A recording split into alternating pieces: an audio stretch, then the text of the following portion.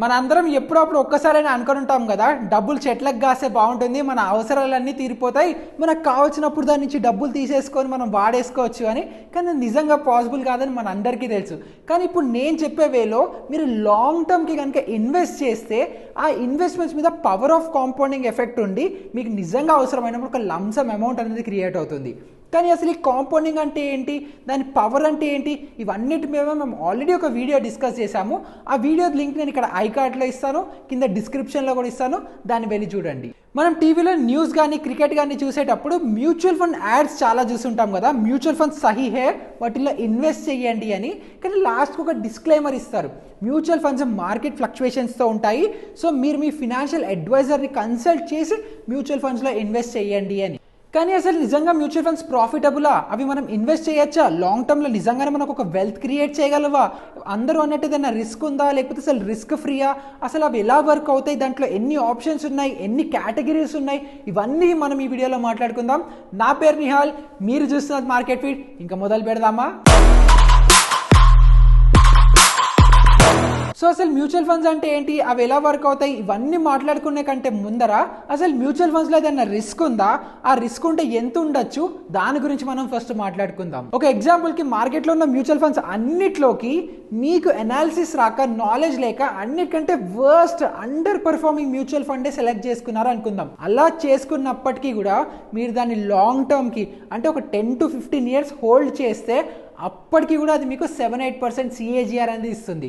CAGR అంటే compounding annual growth rate, అంటే మీకు ఎవ్రీ ఇయర్ మీ ఇన్వెస్ట్మెంట్ మీద రిటర్న్స్ ఎంత వస్తాయని CAGR చెప్తుంది. FD ఇంకా సేవింగ్స్ బ్యాంక్తో కంపేర్ చేసుకుంటే అండర్ పర్ఫార్మింగ్ మ్యూచువల్ ఫండ్లో వేసినా కూడా మనకి బెటర్ అని తెలుసుకుంటున్నాం. కాబట్టి ఇప్పుడు మనం అసలు మ్యూచువల్ ఫండ్ అంటే ఏంటి, దాంట్లో ఎన్ని రకాలు ఉంటాయి, అసలు మ్యూచువల్ ఫండ్ ఎలా వర్క్ అవుతుంది, ఇవన్నిటి గురించి మాట్లాడుకుందాం. మ్యూచువల్ ఫండ్లో బేసిక్గా మీరు, నేను, మనలాంటి చాలా మంది దగ్గర నుంచి ఒక అసెట్ మేనేజ్మెంట్ కంపెనీ ఫండ్స్ అన్నిటినీ తీసుకొని దానికి ఒక ఫండ్ మేనేజర్ని పెట్టి మన ఫండ్స్తో వేరే అన్ని రకాల ఇన్స్ట్రుమెంట్స్లో, అసెట్స్లో ఇన్వెస్ట్మెంట్స్ చేస్తుంది. ఇది ఇంకా బెటర్గా అర్థం చేసుకోవడానికి ఒక ఎగ్జాంపుల్ తీసుకుందాం. సపోజ్ నాకు ఒక సూప్ చేయాలని ఉంది. ఆ సూప్ చేయాలంటే సూప్కి కావాల్సిన ఇంగ్రీడియంట్స్, సూప్ ఎలా చేయాలి, దేని తర్వాత ఏం యూస్ చేసి సూప్ చేయాలి, దాంట్లో ఏవి ఎంత పడతాయి, ఇవన్నిటివి నాలెడ్జ్ ఉన్నాయి అనుకోండి, నాకు నేను సూప్ చేసేసుకోవచ్చు. సో ఇది ఎప్పుడు నాకు నాలెడ్జ్ ఉండి నేను ఎలా చేయాలో తెలిస్తే ఇవన్నీ నేను చేసుకోగలను. కానీ సపోజ్ నాకు ఇవి ఏవి తెలియవు, కానీ నాకు సూప్ కావాలి, అప్పుడు నేను ఏం చేస్తాను, ఇద్దరు ఒక హోటల్లో ఒక ఆర్డర్ పెట్టుకుంటాను, లేదంటే ఒక సూప్ చేయడం వచ్చిన వాళ్ళని అడిగి, సార్ నాకు ఇలా సూప్ కావాలి, నాకు సూప్ చేయండి అంటే వాళ్ళు సూప్ చేసిస్తే ఆ సూప్ని నేను తాగడమో తీసుకోవడమో ఏదో చేస్తాను. సో ఇది నాకు రానప్పుడు. సో అలాగే స్టాక్ ఇన్వెస్ట్మెంట్స్లో నాకు ఏ స్టాక్ పిక్ చేసుకోవాలి, దాని ఫండమెంటల్స్ ఏంటి, ప్రైస్ ఏంటి, ఎప్పుడు కొనాలి, ఎప్పుడు అమ్మాలి, ఇవన్నీ తెలుసు అనుకోండి, అవి నేనే చేసుకుంటాను. దాన్ని మనం డైరెక్ట్ ఇన్వెస్ట్మెంట్స్ అని అంటాం. సో దీనికి మనం ఇంకొక ఎగ్జాంపుల్ యూజ్ చేద్దాం. సపోజ్ మీరు ఒక ఫ్యామిలీ బిజినెస్ స్టార్ట్ చేద్దాం అనుకుంటున్నారు, లేదంటే మీ ఫ్యామిలీ మెంబర్స్ అందరూ కలిసి హైదరాబాద్లో లేకపోతే గచ్చిబౌలి లాంటి మంచి కమర్షియల్ ఏరియాలో ఒక పెద్ద కమర్షియల్ బిల్డింగ్, ఒక 10 floors కమర్షియల్ బిల్డింగ్ కడదాం అనుకుంటున్నారు. దానికి ఒక సుమారుగా ఒక ఎస్టిమేట్ ఒక 10 crores ఖర్చు అవుతుంది అనుకుందాం. సో మీ బ్రదర్స్, సిస్టర్స్ మీరు అందరూ కలిసి ఎంతో అంత మీరు ఎంతైతే షేర్ ఇవ్వగలుగుతారో అంత ఇన్వెస్ట్మెంట్ చేస్తున్నారు అనుకుందాం. అందులో సపోజ్ ఒక వ్యక్తి 5 crores ఇన్వెస్ట్ చేశారు అనుకుందాం, ఇంకొక వ్యక్తి 3 crores, ఇంకొక వ్యక్తి ఇంకొక 2 crores, ఇలా అందరూ కలిసి 10 crores ఇన్వెస్ట్ చేశారు అనుకుందాం. ఇవన్నీ ఇన్వెస్ట్మెంట్స్తో ఒక 10 crore కమర్షియల్ బిల్డింగ్ వచ్చింది అనుకుందాం. సో ఇప్పుడు అందరికీ ఈక్వల్ షేరే ఉంటుందా, ఎవరు ఎంత షేర్ పెట్టారో, ఎవరు ఎంత ఇన్వెస్ట్ చేశారో వాళ్ళకి దానికి అనుకూలంగా వాళ్ళకి ప్రాపర్టీలో షేర్ అనేది వస్తుంది కదా.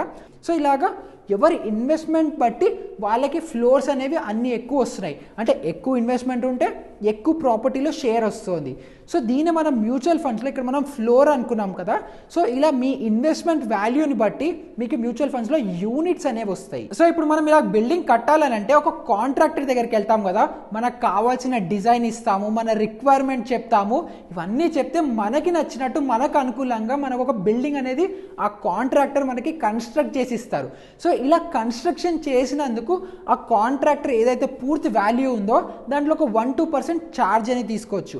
దీని వల్ల మేనేజ్మెంట్ ఫీ అని చెప్పి తీసుకోవచ్చు కదా, దాని డిజైనింగ్ ఛార్జెస్ అవ్వచ్చు, మేనేజ్మెంట్ ఫీ తీసుకోవచ్చు, ఏదో ఒకటి మొత్తం కలిపి ఒక 1-2% అనేది మనకి కాంట్రాక్టర్ ఎక్స్పెన్స్ ఫీ తీసుకుంటారు. దాన్నే మ్యూచువల్ ఫండ్స్లో మనము ఎక్స్పెన్స్ రేషియో లేదంటే మేనేజ్మెంట్ ఫీ అని కూడా అనుకోవచ్చు. ఇందాక మనము సూప్ ఎగ్జాంపుల్ తీసుకున్నాం కదా, ఏదైతే మనం రెస్టారెంట్ నుంచి ఆర్డర్ పెట్టుకుంటామో అని. సో ఆ రెస్టారెంట్లో సూప్ ఒక్కటే ఉంటుందా, ఇంకా చాలా రకాల డిషెస్ కూడా ఉంటాయి కదా. సో అదే విధంగా మ్యూచువల్ ఫండ్స్ ఏదైతే అసెట్ మేనేజ్మెంట్ కంపెనీ ఉంటుందో ఒక్కటే రకం మ్యూచువల్ ఫండ్ కాకుండా చాలా రకాల మ్యూచువల్ ఫండ్స్ కూడా మనకి ఆఫర్ చేస్తారు. సో అవి ఒక సెక్టర్ స్పెసిఫిక్గా మనకి ఇన్వెస్ట్మెంట్ చేసే ఆపర్చునిటీస్ ఇవ్వచ్చు, లేదంటే ఒకవేళ గోల్డ్ అనుకున్నారనుకోండి ఓన్లీ గోల్డ్కి సంబంధించిన వాటిల్లో కూడా ఇన్వెస్ట్ చేయొచ్చు. సో ఈ సెక్టర్ స్పెసిఫిక్ అంటే ఏంటి, banking sector, IT sector, pharma sector, ఇలా డిఫరెంట్ సెక్టర్స్లో వాళ్ళు ఇన్వెస్ట్ చేయొచ్చు. అంటే బ్యాంకింగ్ సెక్టర్ తీసుకుంటే only banking stocks, ICICI, HDFC, axis, SBI, only ఇలాంటి స్టాక్స్లోనే ఇన్వెస్ట్ చేస్తారు. అదే ఐటీ సెక్టర్ అనుకోండి ఇన్ఫోసిస్, విప్రో, ఇలాంటి అన్ని ఐటీ కంపెనీస్లోనే వాళ్ళు ఇన్వెస్ట్ చేస్తారు. ఇంకా గోల్డ్ మ్యూచువల్ ఫండ్స్ తీసుకున్నాం అనుకోండి, వాళ్ళు ఓన్లీ గోల్డ్ రిలేటెడ్ ఇన్వెస్ట్మెంట్సే చేయొచ్చు. అంటే గోల్డ్ మైనింగ్ కంపెనీస్లో కానీ, గోల్డ్ ఈటీఎఫ్స్ అని ఉంటాయి వాటిల్లో కానీ, ఇలా ఓన్లీ గోల్డ్ రిలేటెడ్ వాటిల్లోనే ఇన్వెస్ట్ చేస్తారు gold related mutual fund schemes. అదే కాకుండా mutual funds large cap, mid cap, small cap, అలా ఈ మార్కెట్ క్యాపిటలైజేషన్ బట్టి కూడా స్టాక్స్ అనేది ఇన్వెస్ట్ చేస్తూ ఉంటారు. పెద్ద పెద్ద కంపెనీస్, పెద్ద ఎస్టాబ్లిష్మెంట్స్తో, చాలా మంది ఎంప్లాయీస్తో, ఏదైతే రిలయన్స్, హెచ్డిఎఫ్సి ఇలాంటి పెద్ద కంపెనీస్ ఉన్నాయో దేనిదైతే మార్కెట్ క్యాపిటలైజేషన్ 20,000 crores కంటే ఎక్కువ ఉంటుందో వాటిని మనం లార్జ్ క్యాప్ స్టాక్స్ అని అనొచ్చు. సో ఇలాంటి లార్జ్ క్యాప్ స్టాక్స్ని మనము బ్లూ చిప్ స్టాక్స్ అని కూడా అంటాం. వీటిల్లో గ్రోత్ చాలా ఎక్కువ ఎక్స్పోనెన్షియల్ గ్రోత్ ఉండకపోవచ్చు, కానీ మనకి లాంగ్ టర్మ్లో 15-20 years కోసం మనం ఇన్వెస్ట్ చేస్తుంటే స్టేబుల్గా మనకి ఎంతో అంత మంచి రిటర్న్స్ అనేవి ఇస్తాయి. సో ఇవి మనకి పడిపోతాయి, జీరో అయిపోతాయి, మన ఇన్వెస్ట్మెంట్స్లో మొత్తం లాస్ వస్తుందేమో అని మనం అస్సలు టెన్షన్ పడక్కర్లేదు.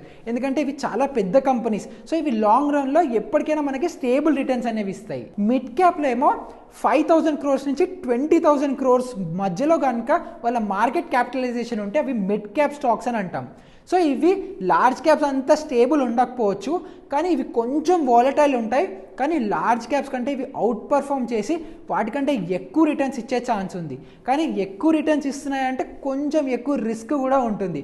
సో ఇవి ఒకవేళ మిడ్ క్యాప్ నుంచి లార్జ్ క్యాప్ అవుతూ ఉంటే మన ప్రాఫిట్స్ చాలా పెరిగి మన ఇన్వెస్ట్మెంట్స్ డబుల్ అయ్యే ఛాన్సెస్ కూడా ఉంటుంది. ఏదైతే 5,000 crore మార్కెట్ క్యాపిటలైజేషన్ కంటే తక్కువ ఉంటాయో వాటిని మనం స్మాల్ క్యాప్ స్టాక్స్ అని చెప్పుకోవచ్చు.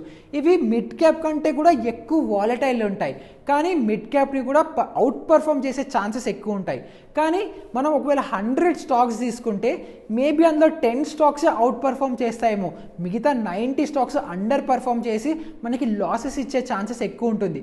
సో అందుకనే మీకున్న క్యాపిటల్లో మేజర్ పోర్షన్ లార్జ్ క్యాప్లో, కొంత పోర్షన్ మిడ్ క్యాప్లో, అన్నిటికంటే తక్కువ పోర్షన్ స్మాల్ క్యాప్స్లో మనం ఇన్వెస్ట్ చేయాలి. మనం ఏదైనా స్టాక్ కొన్నాము, 100 రూపీస్కి కొన్నాము, అది 110 రూపీస్ అయింది. సో ఈ buying price minus selling price చేస్తే ఏదైతే డిఫరెన్స్ ఉందో అది మన ప్రాఫిట్ అని మన అందరికీ తెలుసు. కానీ మ్యూచువల్ ఫండ్ లో ఏమంటున్నాం, అందరి దగ్గర నుంచి డబ్బులు కలెక్ట్ చేసి వాళ్ళు ఇన్వెస్ట్ చేస్తున్నారు అంటున్నాం కదా. సో అలా ఇన్వెస్ట్ చేసిన అమౌంట్ కి మనకి ప్రాఫిట్ ఎలా వస్తుంది?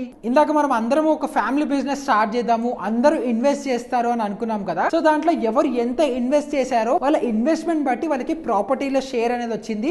ఆ షేర్ మనం ఫ్లోర్స్ లో ఒక్కొక్కరికి ఒక 1 CR పెట్టిన వాళ్ళకి 1 floor, 5 CR పెట్టిన వాళ్ళకి 5 floors వచ్చాయి. కానీ మ్యూచువల్ ఫండ్స్ లో దాన్ని యూనిట్స్ అని అంటాం చూడండి. అలానే మీరు ఇన్వెస్ట్ చేసిన అమౌంట్కి మీకు మీ ఇన్వెస్ట్మెంట్ ప్రకారం యూనిట్స్ అనేవి అలొకేట్ అవుతాయి.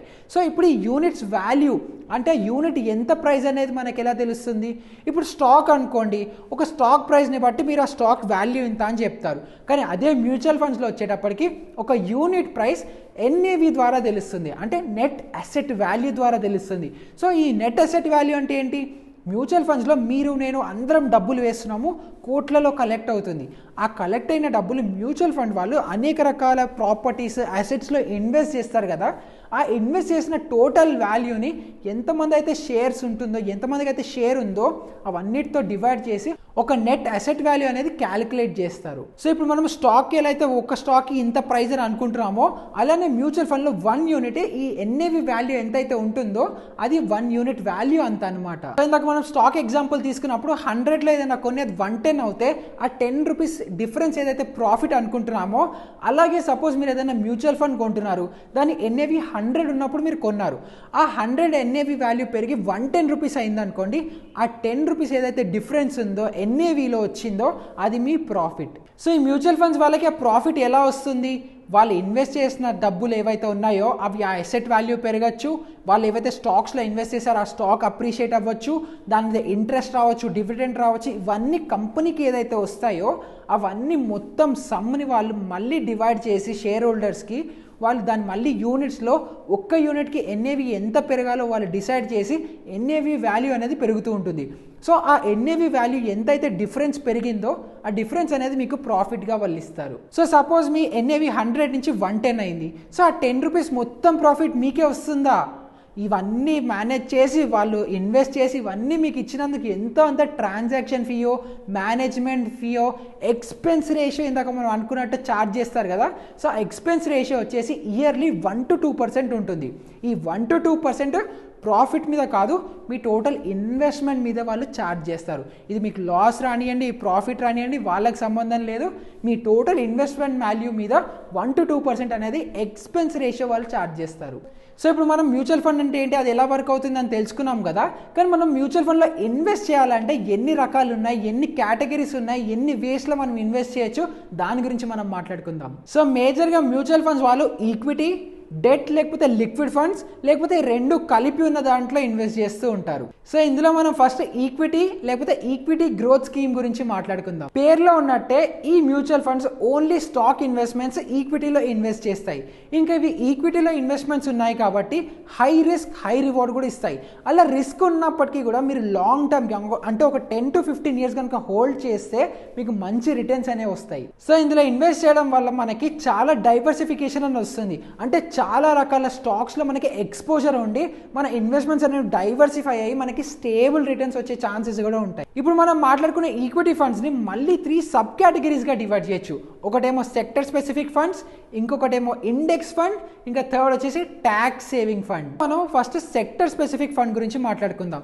ఇది ఫండ్ సెక్టర్ స్పెసిఫిక్ అని పేరులో ఉన్నట్టే ఒక స్పెసిఫిక్ సెక్టర్లో ఇన్వెస్ట్మెంట్ చేస్తారు. అంటే బ్యాంకింగ్ సెక్టర్, లేదంటే ఐటీ సెక్టర్, లేదంటే ఫార్మా సెక్టర్, లేదంటే ఫ్యూచర్లో ఈవీ ఎక్కువ ఉంది కాబట్టి ఈవీ సెక్టర్. అంటే ఇప్పుడు దీంట్లో వీళ్ళు ఏం చేస్తారు, ఒకవేళ ఈవీ సెక్టర్ సెలెక్ట్ చేసుకుంటే ఫ్యూచర్లో ఎలక్ట్రిక్ వెహికల్స్కి ఏవైతే హెల్ప్ అయ్యే కంపెనీస్ ఉన్నాయో ఓన్లీ అలాంటి కంపెనీస్లోనే ఇన్వెస్ట్ చేస్తారు.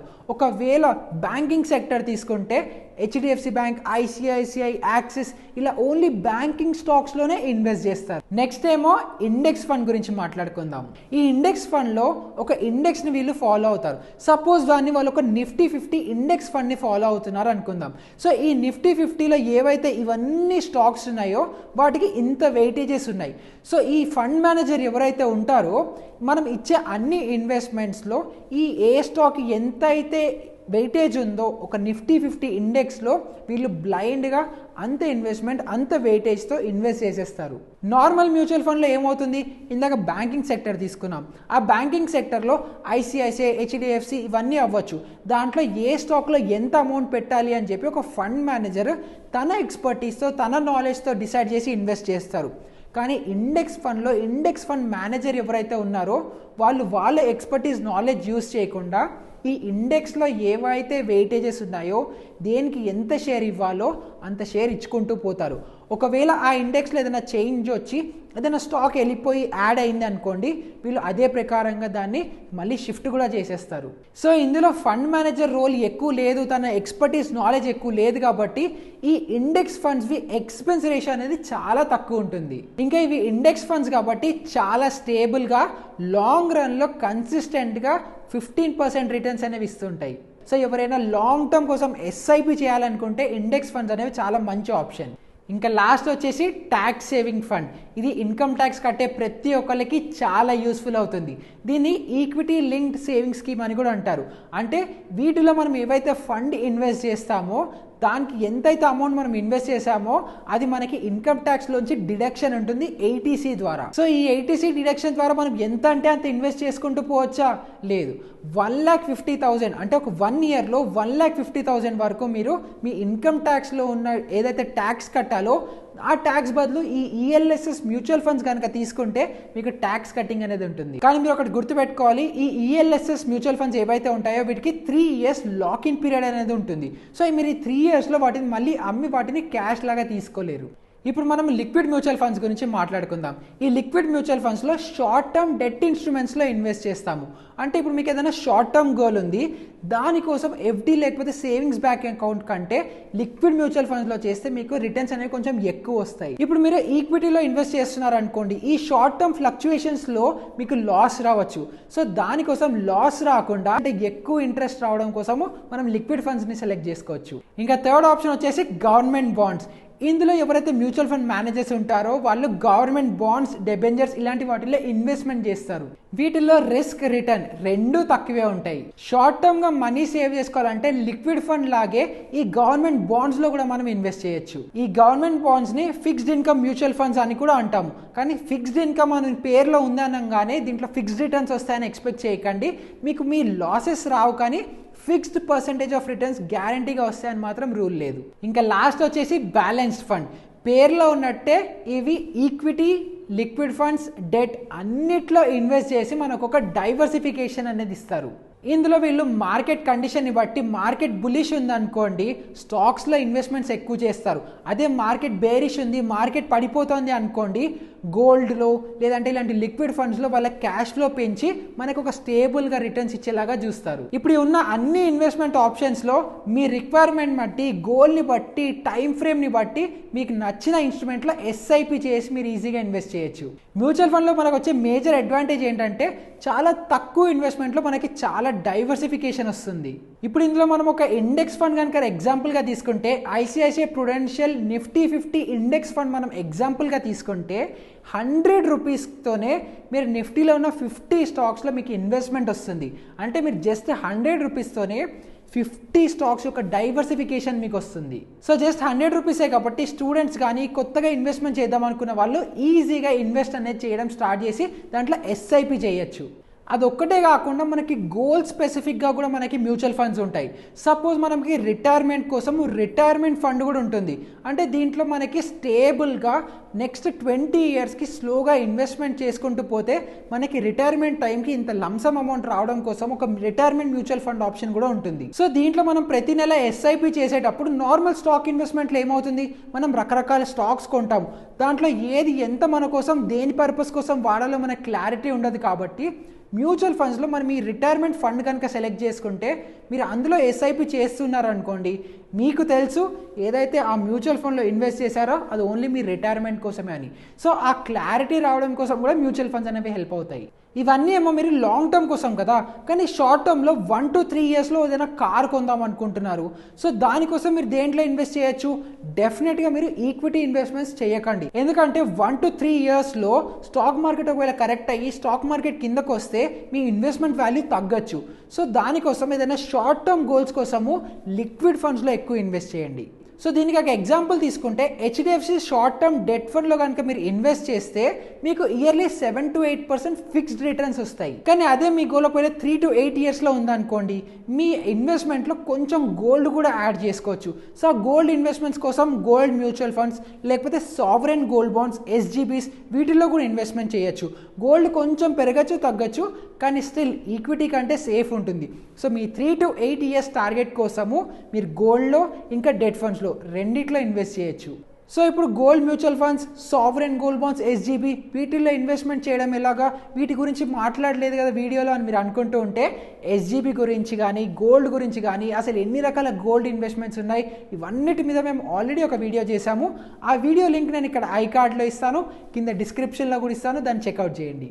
ఇందాక మాట్లాడుకున్నట్టు మీరు ఒకవేళ లాంగ్ టర్మ్ కోసం కనుక ఇన్వెస్ట్ చేద్దాం అనుకుంటున్నారు అనుకోండి, లైక్ రిటైర్మెంట్ లేకపోతే పిల్లల పెళ్లి కోసము ఇలా ఇన్వెస్ట్మెంట్స్ అప్పుడు మీకు టైం ఎక్కువ ఉంది కాబట్టి రిస్క్ తీసుకునే ఛాన్స్ ఉంటుంది. సో అప్పుడు మీరు మీ మేజర్ పోర్షన్ ఈక్విటీ మ్యూచువల్ ఫండ్స్లో, కొంత గోల్డ్ మ్యూచువల్ ఫండ్స్ లేకపోతే గోల్డ్ ఫండ్స్లో ఇన్వెస్ట్ చేసి ఇంకా కొంచెం అమౌంట్ లిక్విడ్ ఫండ్స్, డెట్ ఫండ్స్లో కూడా ఇన్వెస్ట్ చేయొచ్చు. దీని మీద మీరు ఒక 12 to 15% సిఏజిఆర్ వచ్చినా చాలు. ఇంకొకటి గుర్తుపెట్టుకోండి, స్టాక్ అయినా మనిషి అయినా ఎప్పటికైనా పైకి వెళ్ళాల్సిందే. సో ఇన్వెస్ట్ ఎలా చేయాలి, దేనికోసం చేయాలి, ఏ గోల్ని బట్టి దేంట్లో ఇన్వెస్ట్ చేయాలి, ఇవన్నీ మనం తెలుసుకున్నాం కదా. కానీ ఇవన్నీ ఇన్వెస్ట్ చేయడానికి ఏదో ఒక ప్లాట్ఫామ్ కావాలి కదా, ఎక్కడ చేయాలి అని మనం తెలుసుకోవాలి కదా. సో దాని గురించి మాట్లాడుకుందాం. ఇప్పుడు మీరు స్టాక్స్లో ఇన్వెస్ట్ చేయాలనుకోండి, మీకు డీమ్యాట్ అకౌంట్, ట్రేడింగ్ అకౌంట్ కావాలి. కానీ మీరు మ్యూచువల్ ఫండ్స్లో ఇన్వెస్ట్ చేయాలంటే మీకు రెండూ అవసరం లేదు. మీరు కాయిన్, కువేరా, అప్ స్టాక్స్, గ్రో ఇలాంటి మల్టిపుల్ ఆన్లైన్ ప్లాట్ఫామ్స్లో ఈజీగా మీ యూపీఐ ద్వారా లేదంటే నెట్ బ్యాంకింగ్ ద్వారా ఈజీగా మ్యూచువల్ ఫండ్స్లో ఇన్వెస్ట్ చేయొచ్చు. మీరు ఇటువంటి యాప్స్లో ఓపెన్ చేసిన తర్వాత మీకు నేను ఇందాక చెప్పినట్టే డిఫరెంట్ కేటగిరీస్, సెక్టర్స్ ఉంటాయి. మీకు నచ్చిన ఫండ్ని, మీ నచ్చిన గోల్ని బట్టి మీరు ఈజీగా సెలెక్ట్ చేసుకొని ఇన్వెస్ట్ ఈజీగా చేయొచ్చు. సో ఈ వీడియో చూసే ప్రతి ఒక్కళ్ళు అసలు ఇన్వెస్ట్ ఎందుకు చేయాలి, దానివల్ల ఉపయోగాలు ఏంటి, అసలు కాంపౌండింగ్ వల్ల మనకి ఎంత అడ్వాంటేజ్ ఉంటుంది, అవన్నిటి కోసము కాంపౌండింగ్ వీడియో మేము ఆల్రెడీ చేసాం. దాన్ని డెఫినెట్గా చెక్అవుట్ చేయండి.